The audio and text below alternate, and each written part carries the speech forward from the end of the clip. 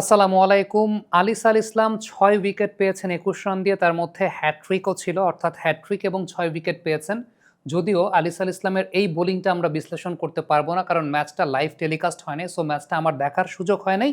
তবে পরিসংখ্যানগতভাবে বলতে পারি আলিস আল ইসলাম প্রথম ম্যাচে ম্যান অফ দ্য ম্যাচ হয়েছিলেন, সেই ম্যাচে ৪টা উইকেট পেয়েছিলেন। এরপরে একটা ম্যাচে ২টা উইকেট পেয়েছেন, এরপর একটা ম্যাচে ৩টা উইকেট পেয়েছেন। আজকে তিনি ৬টা উইকেট পেয়েছেন। সর্বমোট ৬ ম্যাচে আলিস এখন পর্যন্ত ১৫টা উইকেট নিয়েছেন। দুঃখিত, ৪ ম্যাচে আলিস এখন পর্যন্ত ১৫টা উইকেট নিয়েছেন। সো এটা কিন্তু সিলেক্টরদের জন্য একটা অনেক বড় ইন্ডিকেশনের জায়গা। জানি না সিলেক্টররা ম্যাচগুলো কতটা ফলো করছেন কিংবা সিলেক্টররা কতটুকু চোখে রেখেছেন। But Alis Al Islam mystery spin আসলে কতটা গুরুত্বপূর্ণ সেটা কিন্তু বর্তমানের এই ঢাকা প্রিমিয়ার ডিভিশন ক্রিকেট লিগে আলিসের পারফরমেন্স থেকে আমরা আরও বেটার বুঝতে পারছি। রুবেলও কিন্তু প্রথম ম্যাচে ম্যান অফ দ্য ম্যাচ হয়েছিলেন এবং যথারীতি রুবেলও বেশ ভালো বোলিং করেছেন। দুজন মিস্ট্রি স্পিনার এই ঢাকা প্রিমিয়ার ডিভিশন ক্রিকেট লিগে খেলছেন। রুবেলকে আপনারা জানেন যে গত এনসিএল টি-20 থেকেই আমরা চোখে চোখে রেখেছিলাম। পরবর্তী সময়ে বিপিএলটা খেলেছেন আল্লাহর রহমতে এবং তার পরবর্তীতে এই মুহূর্তে ঢাকা প্রিমিয়ার লিগটাও খেলছেন। তবে আলিসকে নিয়ে যদি আমরা আলাদা করে কথা বলি, আলিস তো দীর্ঘদিন ধরে এই সার্কিটে আছেন, বাট আনফর্চুনেটলি প্রতি বিপিএলের পরে তিনি ইনজুরিতে পড়ে যান এবং যেহেতু তিনি অনেক বেশি মাত্রায় ভালনারেবল, পরবর্তী সময় তাকে আবার বিপিএল টু বিপিএল এরকমভাবে আমরা দেখতে পাই।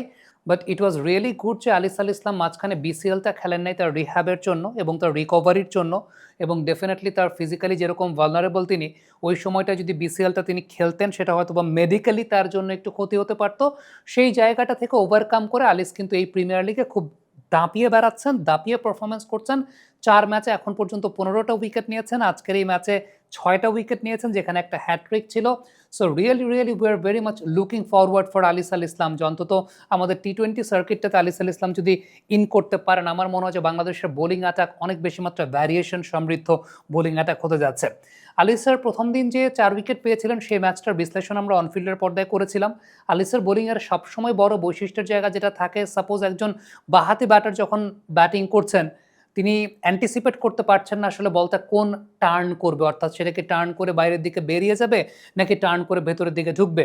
আগের বলতেই হয়তো বা টার্ন করে বাইরে বেরিয়ে গেছে, ব্যাটসম্যান হয়তো বা সেই পরের বলটা ওই টার্নটাকে অ্যান্টিসিপেট করে যখন খেলতে যাচ্ছেন সে বলটা ভেতরের দিকে আসছে, সেটাই একটা অনেক বড় ডিসিভিং ফ্যাক্টর হয়ে যাচ্ছে। আবার ইম্পর্টেন্ট যে ব্যাপারটা সেটা হচ্ছে বলের ট্র্যাজেক্টরির জায়গাটা। আলিসের ট্র্যাজেক্টরি কিন্তু খুব বেশি জাজ করা যায় না। কোনো একটা বলের ট্র্যাজেক্টরি দেখা যাচ্ছে ফ্লাইটেড টুয়ার্ডস দ্য ব্যাটার, ফ্লোটার করছেন। কোনো একটা বলের ট্র্যাজেক্টরি আবার পেছন দিকে আসছে, মানে সেটা একটু আইলাইনের নিচে দিয়ে আসছে। সব কিছু মিলিয়ে আলিস আল ইসলামের এই যে ৪ ধরনের ডিসিভিং ফ্যাক্টরের জায়গা আছে, বলের সিম রিপ্রেজেন্টেশনের ব্যাপার রয়েছে। আমরা বিপিএল এর সময় আলিসের বোলিং নিয়ে প্রচুর অ্যানালাইসিস করেছি। আমার মনে হয় যে এই অ্যানালাইসিসে অন্তত আলিসের ওই ব্যাপারগুলো না টানলেই ভালো। খুব শর্টকাটে কথাটাকে শেষ করতে চাই, সেটা হচ্ছে আজকে এখন পর্যন্ত ৪ ম্যাচে আলিস কিন্তু ১৫ উইকেট নিয়ে ডিপিএলে এবার খুব দাপিয়ে বেড়াচ্ছেন এবং সবচেয়ে ইম্পর্টেন্ট যে ব্যাপারটা সেটা হচ্ছে রিহ্যাবের পর তিনি ফিরে এসেছেন খুব ভালোভাবে, রিদমটা খুব ভালো মতো পাচ্ছেন।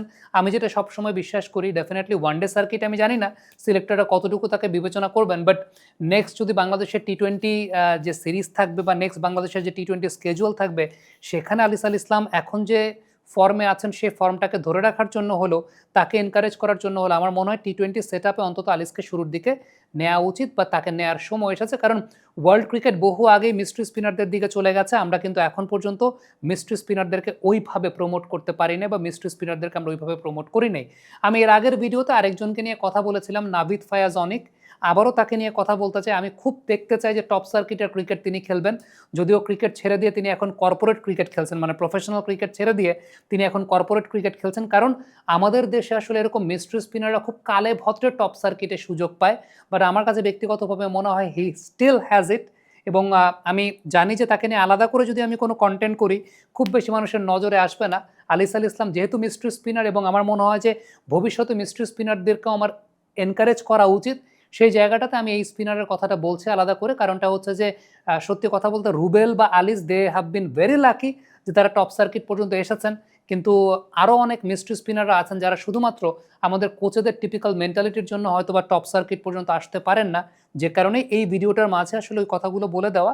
কারণটা হচ্ছে এই ধরনের বোলার যারা আছেন তাদেরকে যত বেশি আপনি এনকারেজ করতে পারবেন, বাংলাদেশ ক্রিকেট কিন্তু অনেক বেশি মাত্রায় সমৃদ্ধশালী হবে। কারণ this bowlers are match winners, তারা কিন্তু আসলে ম্যাচ উইনার। যদিও আমাদের কনভেনশনাল ওয়েতে বা ট্রেডিশনাল ওয়েতে আমরা চিন্তা করলে তাদেরকে আমরা খুব বেশি এনকারেজ করতে পারি না বা তাদেরকে আমরা টপ সার্কিটে এন্টারটেইন করতে পারি না। But I really hope and pray যে আলিসকে ন্যাশনাল টিমে ইনক্লুড করার মাধ্যমে এটার একটা চলতন্ত্র তো শুরু হবে, একটা কালচার তন্ত্র তো বিল্ড আপ হবে, যার মাধ্যমে ভবিষ্যতে নিচের দিকের কোচেরা যারা আছেন they will be very much keen and willing to groom up the mystery spinners of our country. Comment বক্সে আপনাদের মন্তব্য মতামত জানতে চাই।